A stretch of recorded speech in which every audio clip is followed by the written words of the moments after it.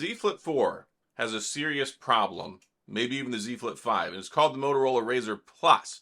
It's available for pre-order now, and it's everything that we wanted in a flip phone. It's finally going to be here. So the biggest thing when it comes to these phones is experience. So when you compare the Z Flip 4 versus what we have now with the RAZR Plus, which they call it like the RAZR, like the 40 Ultra or something overseas. I don't know why the different names, but essentially the hardware is pretty much the same. Like if you take a look at the Z Flip 4, it has a Snapdragon 8 Plus Generation 1. And now we have the RAZR Plus also with the Snapdragon 8 Plus Generation 1. Like 100 milliamp bigger battery with the RAZR, so that's not going to matter too much. And then 8 gigabytes of RAM. It's got 256 gigabytes of storage. That's nice too. But the biggest thing, the biggest selling point, no, it's not the cameras. No, it's not 2-day battery life.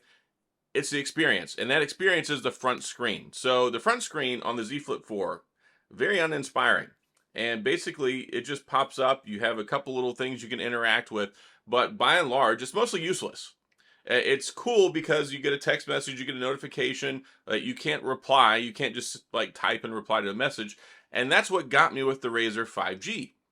The RAZR 5G, it was too expensive, but the best thing about it was the fully functional front screen. So I've been waiting and waiting and waiting to get my hands on one, which I've talked to Motorola. Hopefully they'll send me one at some point. I may just have to buy my own.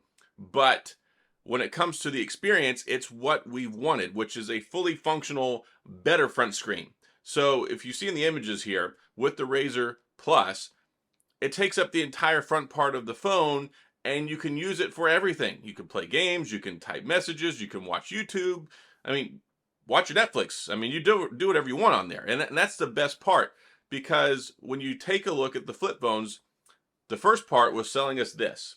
The ability to take our full-size phone, make it compact, put it in our pocket, put it in your purse, wherever you want to put it, and have that smaller footprint, plus the nostalgia that we all loved in having a flip phone, at least if you're probably around my age and you started off with a flip phone, right? Well, the next thing that we needed to crack was making the front part interactive, and we relied too much on Samsung for this, and Samsung screwed us.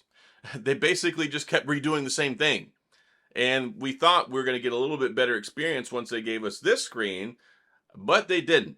I mean, basically, there's not a whole lot to go on right here. So if you look at what we've seen with the leaks and the rumors with the Z Flip 5, it is going to have a larger screen. It's not as big as the RAZR Plus, though, and it doesn't take up the full front part of the phone. And I haven't looked into it too much, but I'm not even sure if it's going to be fully functional. Like, maybe you can reply to text messages and stuff, but will you be able to run your apps the way that you can with the RAZR? Who knows? But RAZR's beating them to the punch because it's here now. You can pre-order it now. And if you activate it through Best Buy, you can get it actually for $100 cheaper for $8.99. So I've got a link for that in the description. But yeah, we're talking the same price as the Z Flip 4. I don't really think we're going to see much of a price drop in the Z Flip 5. Now, the Z Flip 5 will be great because it should have the Snapdragon 8 Generation 2.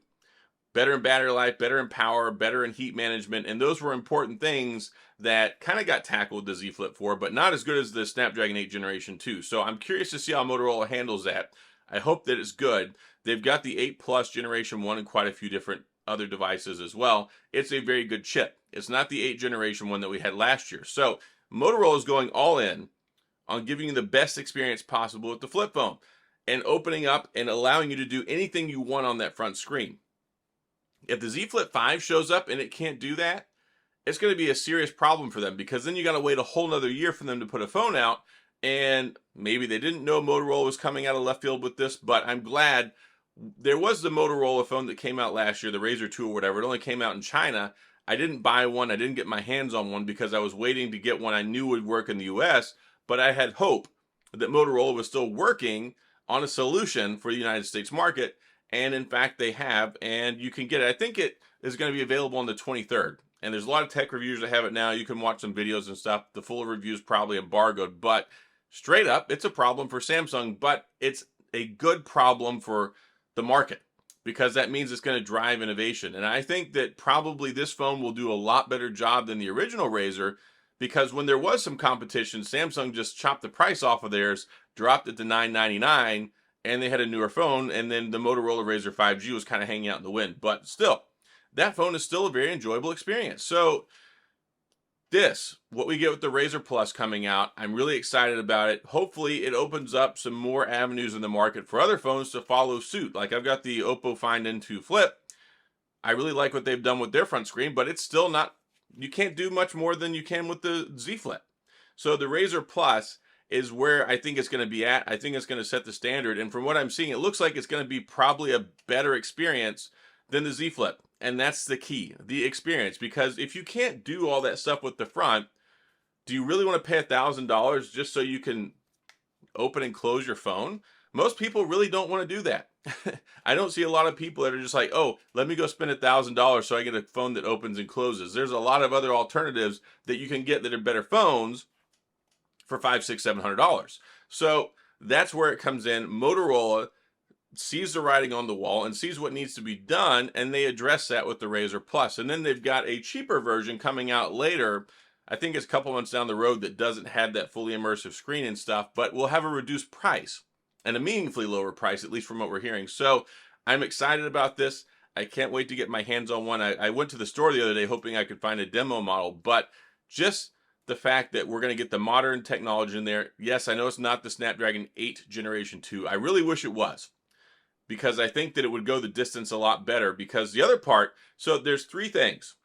You need to have a good, reliable folding mechanism. You need to have a good, fully functional front screen. And then you need to have battery. Like you need to have staying power. And the Snapdragon 8 Plus Generation 1, hopefully they've got some good software optimization. But whenever you can use the front screen all the time, instead of having to open it up to do everything, then that right there will give you a lot better battery life, because you're using that smaller screen. It's not as bright. It doesn't have the same level of output, all that crazy stuff. So I like it. And I really love the way it wraps around the cameras, because you don't really have to compromise on anything. You get that full, big, immersive screen. It's like 3+ inches. And I think it's going to be really good. And from everything that I'm seeing, all the stuff that I've seen so far, it looks like they did it well. So hopefully it doesn't have any hardware issues. I mean, I don't want to jinx it, but I think they've done some decent research and development. I think they've probably got it down pretty good. And it looks like it's a good device. So I like where we're heading with this. It's kind of disappointing. It's taken us basically 5 generations of flip phones to get there. But that's the problem we have with Samsung leading from the front and not having any competition. They didn't have to change. They're like, okay, we'll just slightly change it. We'll use the same cameras for 3 or 4 years, and we'll just keep charging $1,000. So I like that Motorola is in the position they're in now. They've really done a good job filling a lot of the space that LG left in the marketplace. They've got some great, meaningful phones. I mean, I've been using this phone right here, the Think phone. I got my video coming out very soon. And Motorola is doing better than I think they've ever done with their phones. They've got a lot of good stuff going on. The Edge Plus, the Think phone, the RAZR Plus. I think 2023 is finally going to see some emergence of them and really, like, obviously competing with Samsung in some of these spaces. And that's a great thing for the market, because it means competition, it means innovation, it means hopefully better pricing, and we'll see where this goes. But I'm really excited about the RAZR Plus. Hopefully you are too. Let me know in the comments if you are, if you plan on getting one. Again, I've got a link in the description if you want to pre-order it.